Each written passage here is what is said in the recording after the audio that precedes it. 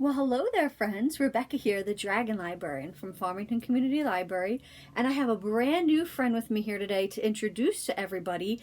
So one of my friends and coworkers was actually able to get a dragon egg from Zanzibar for me and gave it to me as a gift for my birthday. Well, the egg finally hatched, and look who came out! Isn't he marvelous? So his name is Mir Galad, but you can call him Mir for short, and you'll be seeing him a lot. I think he's going to be in a lot of videos that are coming up. But the real reason I'm here today, in addition to introducing you to our new dragon friend, is to talk about a really fabulous book that we recently read that we want to share with you guys. Now, I read this book, and this was not the book I was planning to actually talk about today. I had a completely different video planned, a completely different book planned, but I just finished reading this one. And it blew me away so much that I really want to talk about it today. And actually the timing is perfect because this is actually the last day of May. And May, as we know, is Asian American Pacific Islander Heritage Month. And this book fits perfectly into that celebration. So what is this book? What is this book that I'm so excited to talk to you about? It is Zachary, Ying, and the Dragon Emperor. Zachary, Ying, and the Dragon Emperor. Look at this amazing cover.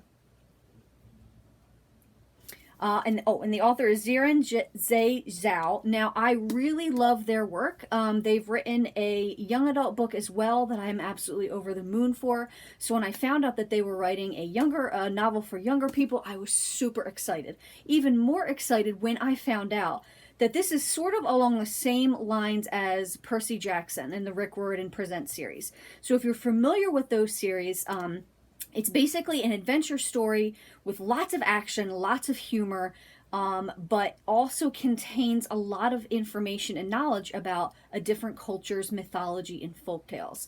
The Percy Jackson series, for example, talks about Greek and Roman mythology. There's a whole slew of other books that fall into that. And this book really reminded me of that because it is a really amazing story of Chinese mythology. So what is this book about, basically? So it's about a young boy named Zachary Ying, who is of Chinese descent, but he hasn't had a lot of... He's not very well versed in Chinese myths and legends. His mom just basically works really hard to keep him and himself fed and going to school and everything like that, and she doesn't have time to teach him that, and he just doesn't really feel connected to his heritage at all. Well, he soon discovers that he is meant to host the spirit of the first emperor of China. What? That is a crazy big deal, right? However, when he starts to bond with his spirit, something goes wrong, and instead he actually bonds with the headset of this virtual reality game that everybody plays. So he's not really bonded with him. He can still hear him and talk to him, but it's through his gaming headset instead, which is really kind of a cool thing. So they basically are now on this quest to stop. There is this portal to the Chinese underworld that is fragmented and starting to come apart. And Zachary has to, with some help from a couple other kids, has to help put the seal back in place and seal it up so that it does not release during Ghost Month and all these spirits and stuff come out. So what do I love about this book? This is definitely going to be one of my most favorite reads of the year in this age bracket. A lot of it, of course, has to do with I read Percy Jackson years and years ago, but I'm just obsessed with this line of storytelling. Like I said, young people going on an adventure, tons of action, lots of fighting and monsters and myths. And that's the part that I really love about this book is the myths and the Chinese legends. I learned so much in this book that I had no idea about. So, and I feel like I learn a lot when I read about a bunch of books that are like either Rick Riordan Presents or something along those lines about different cultures, but I don't think I've ever learned as much as I have in this book about Chinese, not just mythology, but history and culture as well. For example, I'm just going to read a short little passage here. A couple of them, actually. Most Westerners thought of Chinese people as all having the same background and same beliefs, but that couldn't be further from the truth. Zach was often frustrated that English labeled them all as Chinese, while in Mandarin there was a clear difference between Xiran, someone of Chinese descent, and Dalaran, someone from mainland China. Xiran had been migrating all over the world for centuries, maybe millennium.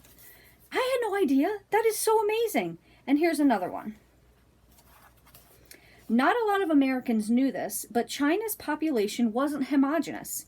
It had at least 56 ethnic groups. Wow, that's a lot.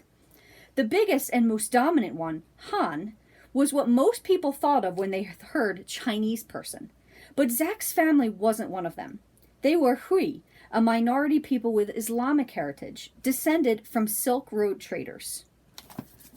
That is amazing. I had no idea. And that's another thing that's really cool about this book. Zachary and his mother are Muslim. And I had no idea that was a thing and that Muslims were persecuted in China for their religion. I had no idea about so many amazing things and interesting things that I learned about this culture and all these cultures in this story.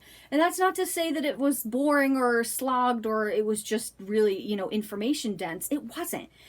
I was having an adventure with Zachary and his friends, completely caught up in the story, and I was learning a lot too, and it was amazing. So I would absolutely recommend this book to really anybody, but specifically if you are a fan of Percy Jackson series or any of the Rick Riordan Presents series. If you like Arusha, if you like any of those books, you have to read this next because it's amazing. Super great book.